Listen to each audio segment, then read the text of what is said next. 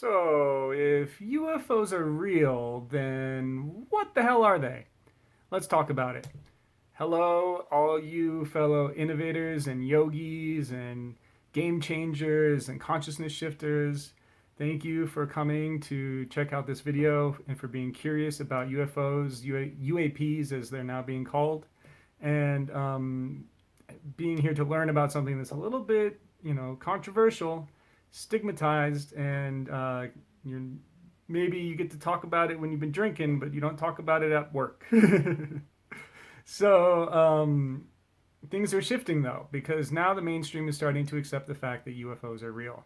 It's not 100% there, but it's the tides have turned. It's kind of that tipping point has been hit where it's like, okay, this is solid evidence that we cannot deny.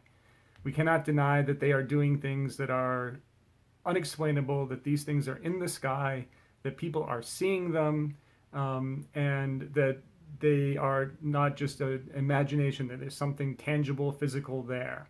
And it's doing stuff that shouldn't be possible. So if that's the case, then what the hell are they, right? That's the next question. And before we try and figure out what they are, let me just clarify, because 95% of things that people see in the sky and call a UFO are not UFOs. They can be explained by conventional means. We're not talking about that. What we're talking about is the 5% that cannot be explained. And these can, not be explained partially because of the fact that they have such strong evidence about what happened. You can't just dismiss it as like a crazy person or swamp gas or lens flare or whatever the heck you want to call it. So the thing that's made everyone so excited is the Pentagon's info about what's going on with UFOs and the upcoming report that's supposed to come out in June. And what Luis Elizondo, the ATIP director, the guy who ran the program in the Pentagon, originally, the way he listed out, and some of the Jeremy Corbell as well as kind of mentioned, these are like the characteristics, and I just want to go over them, of these distinguishing UFO cases. So first thing is they have instantaneous acceleration. So just going from 0 to thousands of miles an hour, just like that. Hypersonic velocity, like I said, they're going many times the speed of sound, far beyond what we are capable of.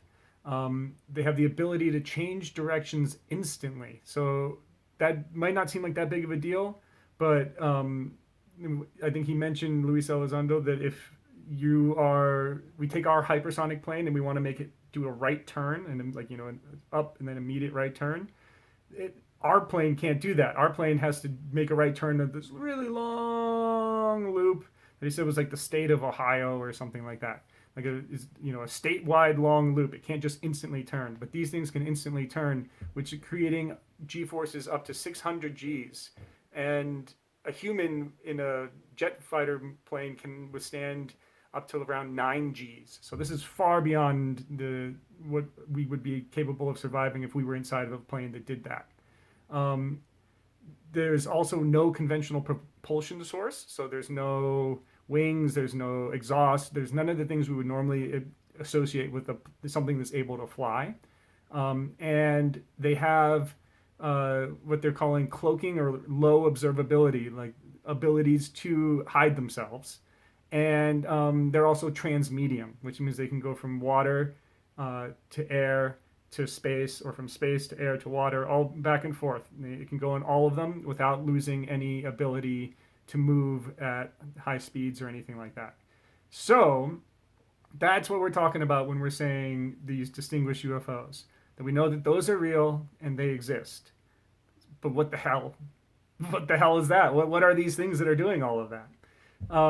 So if we want to answer that question, there's basically two responses. And I have notes over here, so that's why I look over here every once in a while to make sure I don't get too lost. But, basically, we know that we can't build things that do this. So who did build them? And the possible explanations split up between two broad categories. First is from Earth. Second is not from Earth. It's either from Earth or it's not from Earth, all right? Pretty simple. So let's go over what could be if it's from Earth. How could these things exist if they came from Earth? The first answer that's given, and which a lot of people are kind of falling to, especially in the skeptical minded, is, well, it's just a secret program of the U.S. government. It's just like the Blackbird is like a famous stealth plane that was developed at Area 51. So they'll say something like the Blackbird was created secretly. It was seen by people. People thought it was a UFO. They reported UFOs, and the government was able to come back and go, nope, actually, our plane was flying at that time. We know that what you saw was our Blackbird, but they just didn't tell people at the time. They let the UFO story build because they didn't want to reveal their technology. But then we know this story now because 30 years later, the info comes out, and then Blackbird is no longer a secret because it's out in use and it's kind of been revealed, so they can tell us that that's what it was. So eventually, these ones that we're seeing, they'll just tell us that that's what it was. That's the one explanation. It's just a secret program. Couple things that don't make sense with that. First off, these things are doing stuff that is just so far beyond our capabilities. It would be shocking that any sort of conventional secret government program would be capable of being that far ahead of where we are. So that makes it pretty unlikely.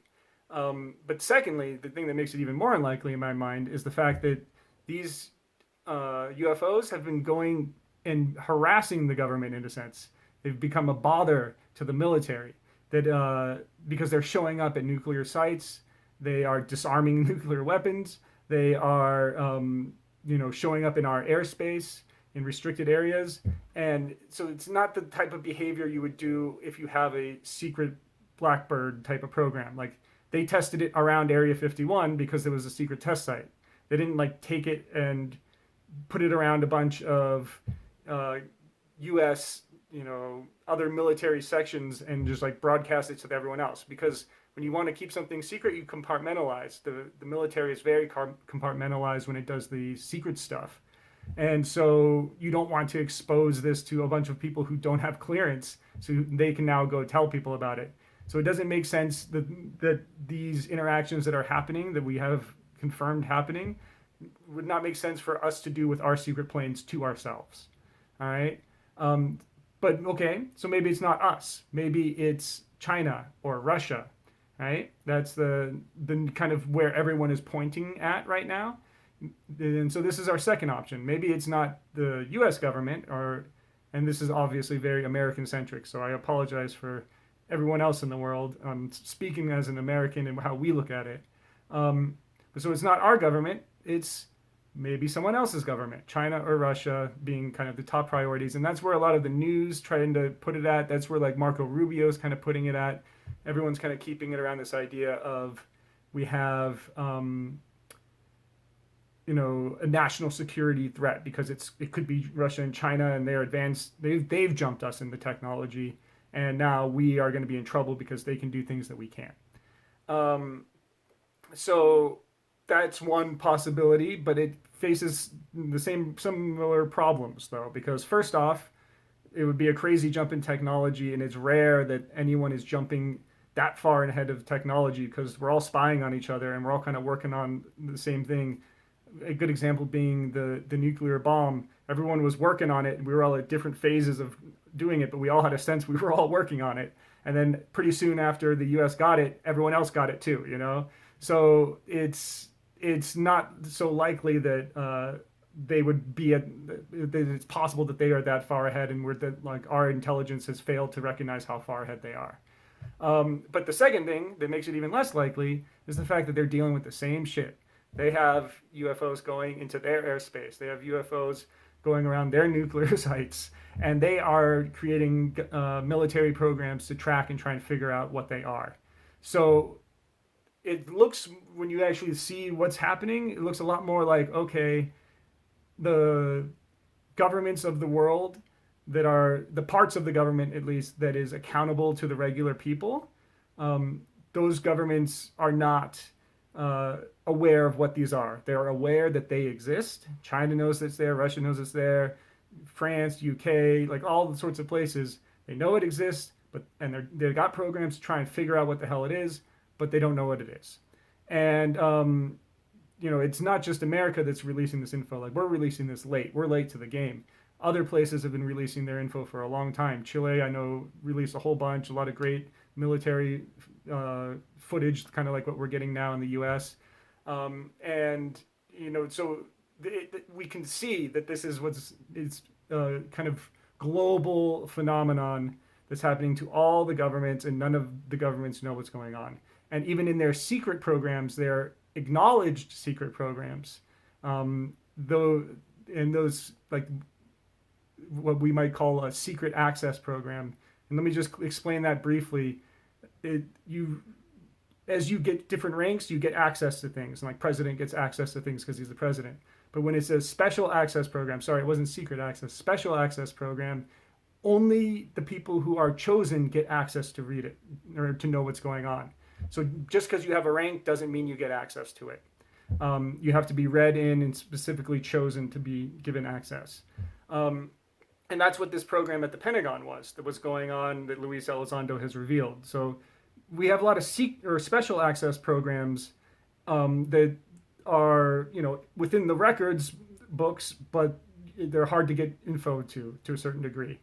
Then those ones and like the mainstream government, kind of like what our Congress can get access to, there's the view is we know that these things are happening, we're recording them, but we don't know what they are. Then you go another level deeper and you get into the unacknowledged special access programs. And that's a whole different category because this one doesn't have any, the special access program, it's still in the records, but it just says we can't tell you what it is, but it's like listed that it's there. And the unacknowledged ones, they're not even in the record. It's just like, it's as if it doesn't exist, and it operates with zero oversight and any sort of accountability to the elected officials or therefore to the civilian population who's supposed to be having some control through the government. So these unacknowledged special access programs are kind of our third place of where these things could have originated from. And that basically entails that not only have these things been happening, not only have sightings been happening, but crashes have occurred, retrievals have occurred, and back engineering is going on. And through our own human development, the stuff that Tesla was working on in the 20s, not the new car company, but Nikola Tesla, and other developments combined with back engineering, we have now created our own versions of anti-gravity craft that can do a lot of crazy stuff. So that's the third possibility, is that there's some sort of secretive shadow part of maybe our government and other governments possibly as well that have back engineered and created these things, and that's some of what we're seeing in the sky. And so that also brings into the picture the possibility that there's been a bit of a breakaway society that has happened since this stuff's been around for 70 years. That, in that time, the people who developed this stuff and created these advanced technologies have used it already to leave the planet and have already been interacting with other civilizations, already doing things and kind of living a whole other world with these technologies, while the rest of us are living this kind of regular life that we accept as like the real thing, and there's nothing beyond that. So that's the third possibility, is that it's coming from somewhere like there, and that's from Earth. But there's a fourth possibility of from Earth, which is even more wild and interesting, and that's the idea of like a secret society on the planet that we didn't know about. So think of something like Wakanda, right? They were there for all this time, but we just thought that they were this undeveloped African country, but in reality, they were the most advanced people on the planet, right? Or even more than Wakanda, it could be something like we don't even know they exist at all. Like we don't even think of them as a primitive society, and they're tricking us. We just don't know that they're there because most likely they're living inside the Earth. It's under the oceans, into this more of the deeper parts of the Earth where there are natural caverns and hollow spots, and where they could use their technology to hollow things out and build cities and a way to live. And from there, they could, have a way where they travel out through some caverns and doors or whatever, come out through the water, and then pop up into the world, into the air, and then fly into space if they want. Hence the Transmedium craft. And one thing Luis Elizondo brought up was that there's two connections with these distinguished UFOs, or kind of consistent themes. And one was the nuclear sites, and in terms of where we see them, and the second one was water. They're so often seen around water. So that could be part of what's going on. I don't know. Inner Earth type of ideas are controversial, but I think that they actually are plausible, and we have to consider that here in this. If we're looking at what these craft are doing and we're trying to figure out what they could be and where they're coming from, that's part of what could be going on. So that's from Earth, right? It's still pretty weird, even though it's just from Earth. It can get quite crazy. And I would guess that the last two that I went over, kind of the secret shadow unacknowledged access programs group of humans have created it, and some sort of secret societies on the planet that we don't know about have stuff. Like I think we could be seeing both. But then I also think we're seeing things from the next side of it. The third thing, or the second thing, I guess, is not from Earth. And I think part of what we're seeing could be that, quite likely. And so there's two ways that breaks down. First is extraterrestrial. And that's a lot more like thinking like Star Trek, Star Wars. These are people who have gotten here maybe by rockets, done, done the long hypersleep, and they've just kind of the long journey. It could be people who have gotten here by faster than light type of drives or warp drives. Hyperspace type of technology. So it's still a journey. You got to sit in your plane while you ride here for a bit. But since you're going so fast, you can get here pretty quickly, and it's possible to go from star to star and solar system to solar system. So it could be that there is some sort of other intelligent life out there that developed in our physical reality and on another planet, just like we did. And there's a lot of reason to believe that this is likely, because what we know now, we used to think that, there's a good chance that we're the only life-supporting Earth or planet, and humans are really rare, and we could be the first intelligence of the universe. We could be like the first time that the universe has achieved this level of consciousness and awareness and this type of body that can perceive and experience reality this way. And that's why we don't see other evidence of aliens or anything, because we're the only ones. And it's really shifted now to, when you look at the science, there's so many life-supporting planets that have the potential to support life out there. We see that life is very ubiquitous. We're finding amino acids in like comet tails. We're finding bacteria that live in radioactive reactors.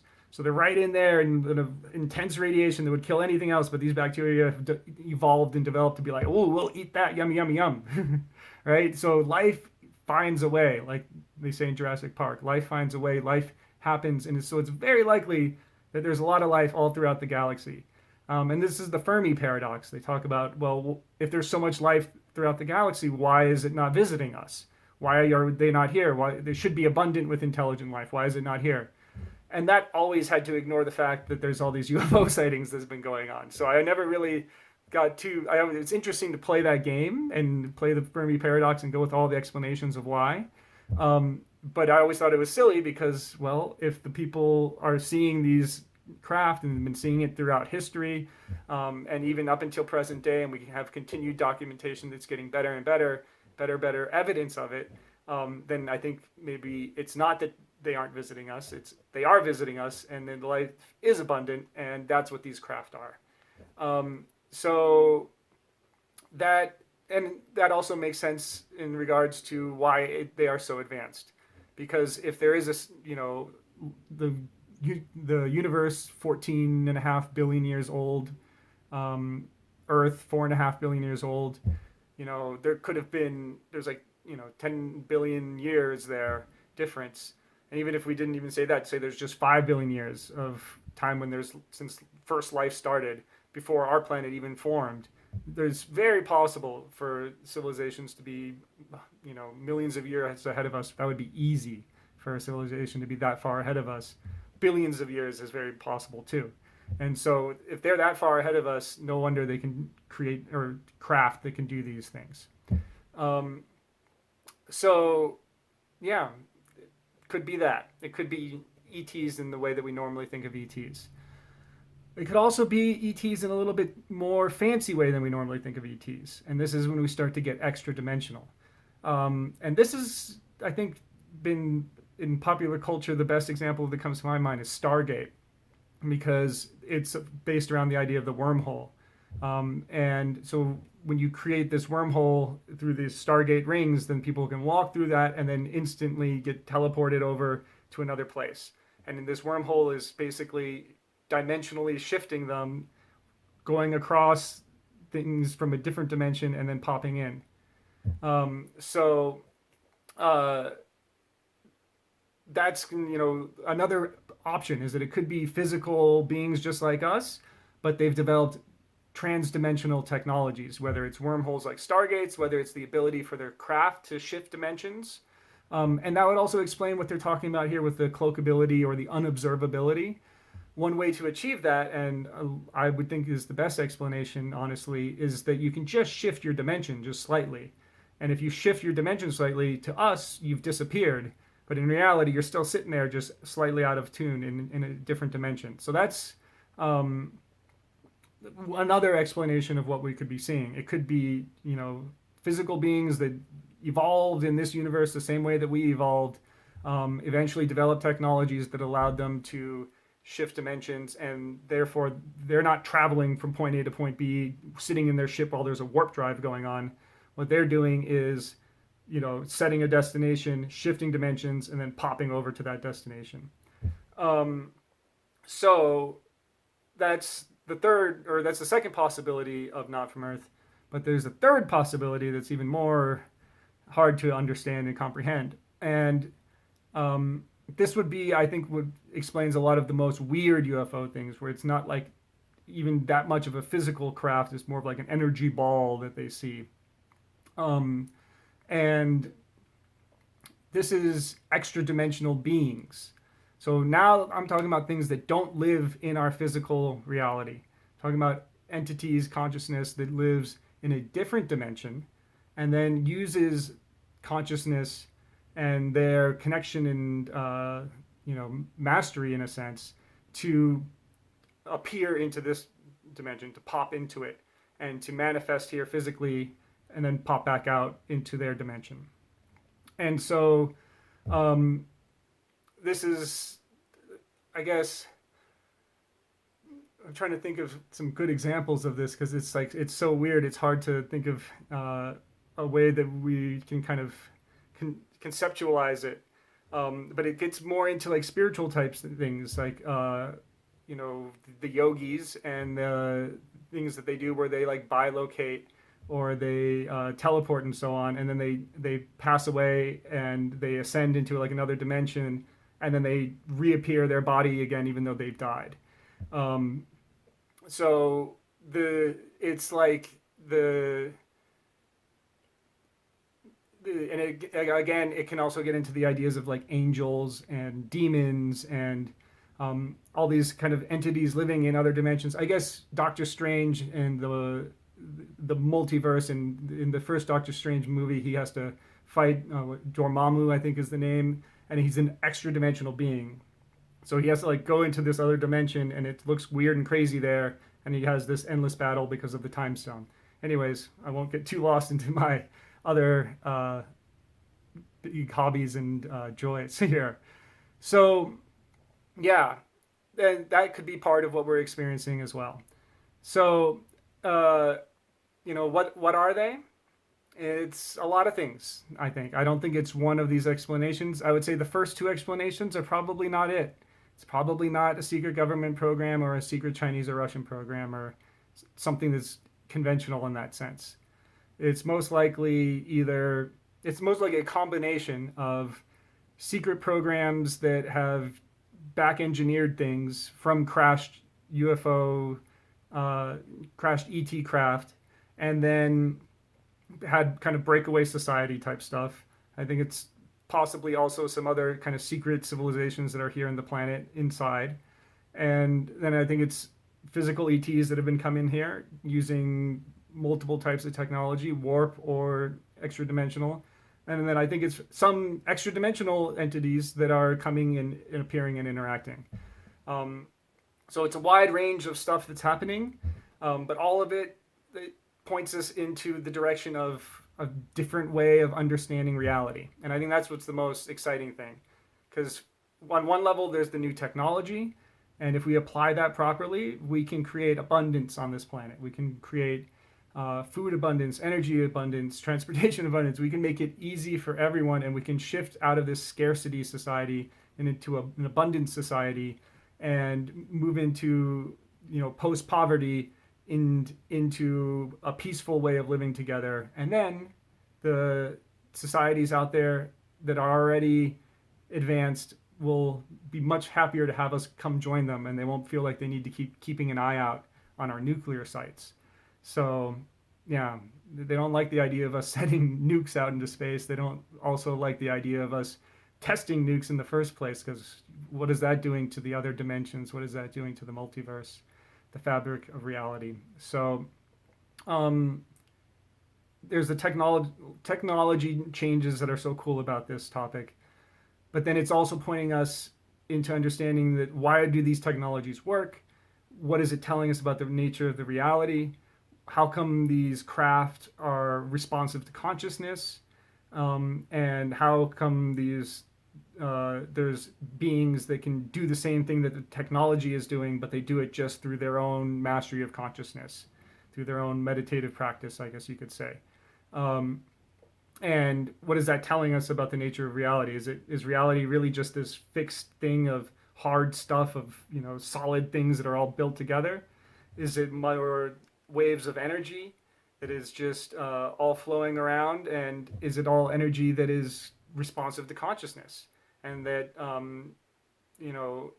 that consciousness is actually more the root of everything rather than the thing that evolved later. That like this dumb, inert, non-intelligent matter got complex enough, and eventually from that unconscious thing, consciousness sprung and emerged?